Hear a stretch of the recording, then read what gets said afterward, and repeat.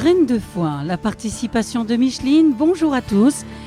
Il est écrit dans le livre d'Ésaïe, chapitre 1, verset 18, « Si vos péchés sont comme le cramoisi, ils deviendront blancs comme la neige.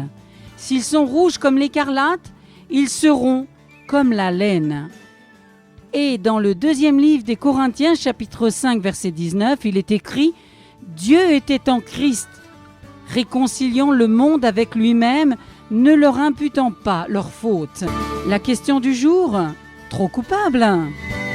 Confession, je me sens trop coupable. J'ai vraiment honte de certaines choses que j'ai faites et des blessures que j'ai infligées à ceux qui m'aimaient. Comment Dieu pourrait-il me pardonner? La réponse, bien sûr, par la Bible. Un jour, plusieurs personnes ont amené à Jésus un homme paralysé. Discernant leur foi, Jésus a dit à l'infirme « Aie bon courage, mon enfant, tes péchés sont pardonnés. » Relisez cette histoire dans le livre de Matthieu, chapitre 9, verset 2. Puis, il a confirmé qu'il avait le pouvoir de déclarer cela en ajoutant « Lève-toi et marche ». Quelle nouvelle bouleversante que celle du pardon de Dieu! Un pardon tellement étranger à notre pensée que nous avons bien du mal à l'accepter simplement. Si nos fautes nous paraissent si grandes et si nombreuses, elles le sont davantage encore pour Dieu. Eh bien, malgré ce que nous sommes, Dieu nous aime. Il est un Dieu compatissant et qui fait grâce. Relisez cette parole dans Néhémie, chapitre 9, verset 31.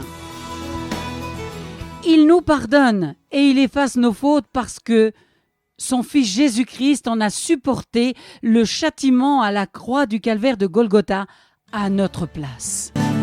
C'est parfois plus facile de rester dans un sentiment familier de culpabilité que de s'engager sur le terrain inhabituel du pardon. Nous avons peur de cette surprenante nouveauté, la nouveauté d'être libre, d'être pardonné, d'être heureux. Dieu nous invite aujourd'hui à goûter la réalité du pardon divin.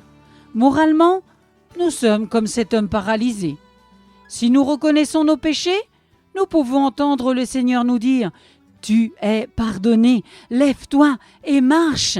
Autrement dit, montre par ta conduite ce que j'ai fait pour toi.